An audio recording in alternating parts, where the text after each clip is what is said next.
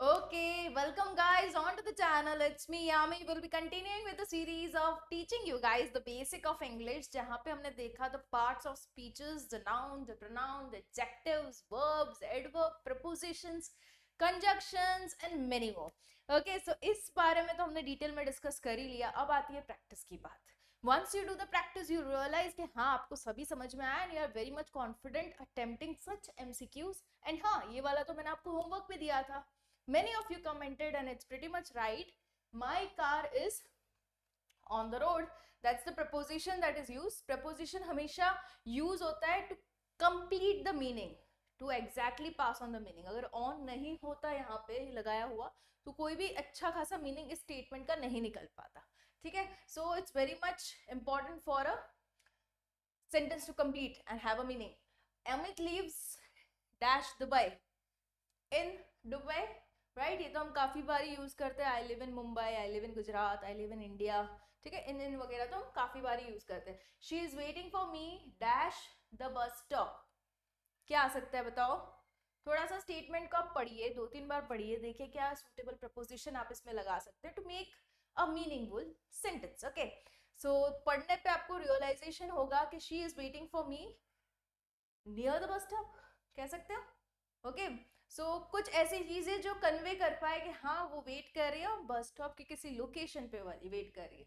तो एट लगा सकते हो, नियर लगा सकते हो. ठीक है, तो इस तरीके के प्रपोजिशन लगाते हुए आप एक स्टेटमेंट को मीनिंगफुल स्टेटमेंट बना सकते हो. ठीक है, at the bus stop the clock on the wall is beautiful. On लगा दिया यहाँ पे. Anita is working in the kitchen. Okay, then we have the crystal glasses dash the showcase. बताओ, द क्रिस्टल ग्लास जो है वो शोकेस हो रहा है. सो क्या प्रपोजिशन लगेगा? Is in the showcase. Okay, then we have the cat is floor पे है, ऑन द फ्लोर. ठीक है, इसमें आप बिल्कुल भी फिक्र मत कीजिएगा क्योंकि ऑप्शंस तो मिलेंगे ही मिलेंगे. यहाँ पे मैंने ऑप्शंस नहीं डाले, आगे के कुछ फिलिंग द ब्लैंक्स में ऑप्शंस हैं जिससे आपको मदद रहेगी कि इनमें से कौन सा फिट बैठेगा.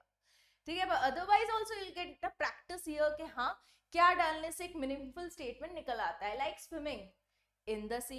Okay, we will meet at the airport. Okay, at is a preposition. ठीक है, there is a book bench पे, on the bench. Okay, now filling the blanks using from, to, towards, between, among. Okay, इन सारों को use करते हुए एक meaningful statement को बाहर निकालना है. From, to, toward, between, among. Fathers property was divided equally dash two brothers. दो है तो दो के लिए लगेगा बिटवीन. बहुत सारे हैं अमोंग तो फिर लगेगा अमोंग मेनी ब्रदर्स. ओके, दो ही हैं तो बिटवीन लग जाएगा. ओके, ये भी कहते हैं you have two options between maths, science. Okay, commerce and science जो फील्ड चूज करने की बात आती है 11th-12th के लिए, राइट, तो उसमें बिटवीन लगता है अगर दो ऑप्शन है आपके पास. हमेशा दो ऑप्शन के लिए बिटवीन, बहुत सारे ऑप्शन के लिए अमोंग. डिस्ट्रीब्यूट दीज मैसेज बहुत सारे बॉयज के बीच में. नाउ इट इज बहुत सारे बॉयज तो लग जाएगा अमोंग. ठीक है, द फ्लाइट इज कहां से टेक ऑफ हो रही है? मुंबई से. लैंड कहां हो रही है? दिल्ली में. Flight is from Mumbai to Delhi, right. So here you go, you can meet any destination, कोई भी हो सकता है. कहां से चल रही है वो उसमें फ्रॉम लगेगा, कहां पहुंचेगी, कहां लैंड करेगी उसमें टू लग जाएगा. ठीक है, why is that boy coming? मेरे पास, मतलब कि टूवर्ड्स मी. ओके, आगे ऑप्शंस दे रखे थे इसमें, from, like among, between, towards, from, to में से आप यूज कर सकते हो. तो ये यहाँ पे टूवर्ड्स आ जाएगा. Gujarat is dash Rajasthan and Maharashtra. Gujarat की location in reference to Rajasthan and Maharashtra कहाँ पे है? बिटवीन. ओके, नीचे महाराष्ट्र लग जाता है, ऊपर राजस्थान लग जाता है, बीच में गुजरात है तो बिटवीन आ जाएगा. नाउ इसमें भी देखो प्रपोजिशंस में ऑप्शंस दे रखे हैं. यू कैन पुट इन और एट. इनमें से सिलेक्ट करते हुए आपको फिलिंग द ब्लैंक्स करनी है. ठीक है, क्या लग सकता है 15 जून के बारे में? ओके, ऑन 15 जून कह सकते हो. इन द ईयर 1996, कोई भी डेट हो तो हम ऑन बताते हैं, ईयर हो तो इन बताते हैं, ठीक है। ऑन संडे कहते हैं, कोई डेज की बात हो, on Monday, I meet you on Monday, I meet you, will have meeting on Tuesday कहते हैं, राइट। सो वहां पे ऑन लग जाएगा। अभी ये आ गया टाइम, टाइम में हमेशा क्या लगता है, at. Will have the meeting at 12:30, will meet at 1:30, will meet in the evening at 6 o'clock। वहां पे टाइमिंग पे लग जाता है at dash the end of the day, in the end of the day, right. हम जो पूरा दिन का एंड होता है, मतलब कि शाम के टाइम पे मिलेंगे, इन the end of the day बोलते हैं, राइट।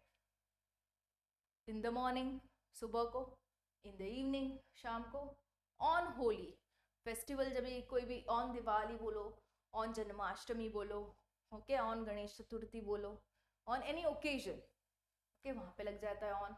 ये डायरेक्ट स्टेटमेंट नहीं है, वर्ड के साथ कौन सा प्रपोजिशन लिंक्ड होता है वही डायरेक्ट प्रैक्टिस है इसमें, ठीक है। एट नाइट, हम कब मिलेंगे, at night, okay. 11th century, in the 11th century, जब भी ईयर की बात हो, सेंचुरी की बात हो, इन लग जाता है, ठीक है।